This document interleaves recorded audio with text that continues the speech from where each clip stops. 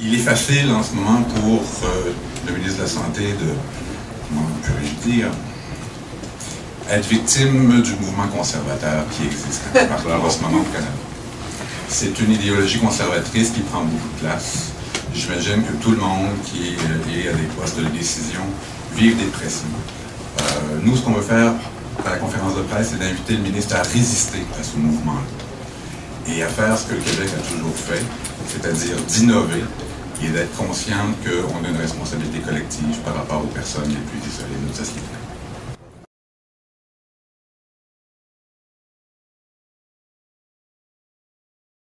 La réduction des méfaits, évidemment, n'est pas toujours bien comprise. Elle a émergé justement au constat d'échec de la prohibition de l'approche d'abstinence pour traiter des toxicomanes et surtout pour venir à bout de l'éventuelle épidémie de VHC ou en fait du VIH à cette époque-là surtout. On s'est donc rendu compte que oui, on aimerait une société sans drogue peut-être, mais c'est pas très réaliste. Donc on a laissé tomber les a priori idéologiques pour se mettre d'avant dans des projets de réduction des méfaits d'échange de seringues par pragmatisme et humanisme, dans le fond, à l'encontre de l'idéalisme, de l'utopisme et du paternalisme. Et il y a des exemples très concrets de réussite de programmes de réduction des méfaits aussi au Québec que plusieurs connaissent comme Nez Rouge, qui est de la réduction des méfaits pure et simple. Il y a beaucoup d'autres exemples, mais le point que je veux faire ici, c'est que on a essayé d'autres solutions. Il y a des choses qui ne fonctionnent pas pour tout le monde et c'est pour ça qu'on en est venu à des solutions alternatives, dont la réduction des méfaits, qui doit essentiellement, et ça c'est démontré scientifiquement maintenant, faire partie du continuum de services pour avoir toute la palette de services pour régler tous les problèmes pour tous les types de personnes et tous les types de besoins.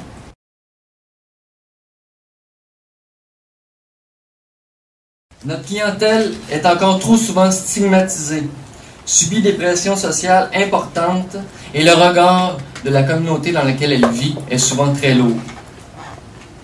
Mais rappelons bien que ces personnes souffrent, ils sont partie intégrante de notre société.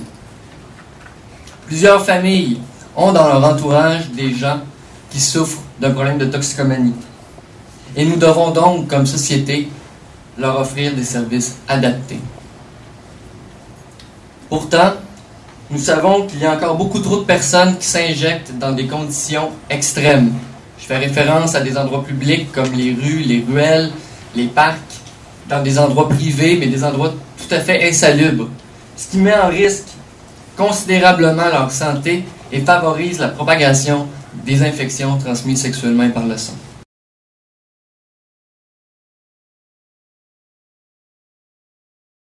À Barcelone, nous avons assisté à un congrès international en réduction des méfaits et nous avons profité de l'occasion pour aller visiter 4 centres d'injection supervisés dans la ville même de Barcelone.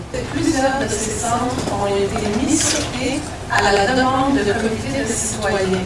Des citoyens qui constataient des effets négatifs dans leur quotidien, dans leur famille, avec leurs enfants, et qui se sont mobilisés parce qu'ils ont entendu parler que dans d'autres quartiers, vous avez des sites d'injection supervisés et que ça avait eu un effet positif pour l'ensemble de la communauté.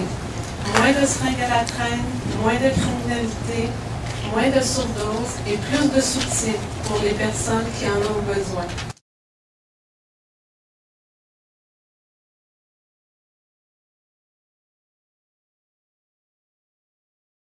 Il faut arrêter de voir les consommateurs et consommatrices de drogue comme étant des irresponsables, des indésirables. Au Québec, il y a 23 000 personnes qui consomment par injection. Ça pourrait être votre soeur, votre frère, votre voisin, qui sait. Il faut arrêter de nous stigmatiser, parce que toute cette stigmatisation-là n'amène en rien de positif. Au contraire, ce que ça l'apporte, c'est que ça amène les consommateurs et les consommatrices de drogue à se cacher, toujours dans un isolement plus profond, et ce qui amène aussi à consommer dans des conditions de moins en moins sécuritaires. Et n'allez pas croire que c'est toujours parce qu'on a voulu se péter un trop gros hit. Bien souvent, les overdoses surviennent parce que les personnes consomment en public et qu'elles se craquent trop vite de peur qu'un char de police arrive ou qu'un enfant les voit.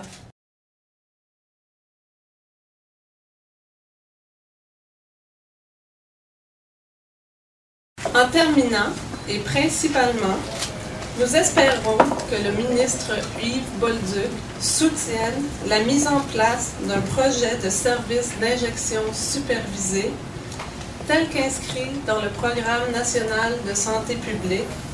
Et pour ce faire, la coalition lui assure de son entière collaboration durant tout le processus. Claudine Simon, des Alters citoyens. D'abord, j'ai un commentaire suivi d'une question. Je trouve extrêmement positif de vous voir regrouper 15 organismes comme ça pour faire front commun. Et en même temps, mon commentaire fait référence à cette mobilisation-là. Je me demande si, dans le contexte actuel, il n'y aurait pas lieu d'élargir cette mobilisation. Je pense aux artistes, je pense entre autres aux groupes environnementalistes qui sont tous effrayés par l'idéologie actuelle du gouvernement conservateur. Je me demande ce que vous pensez de ce projet-là de mobilisation plus collectif.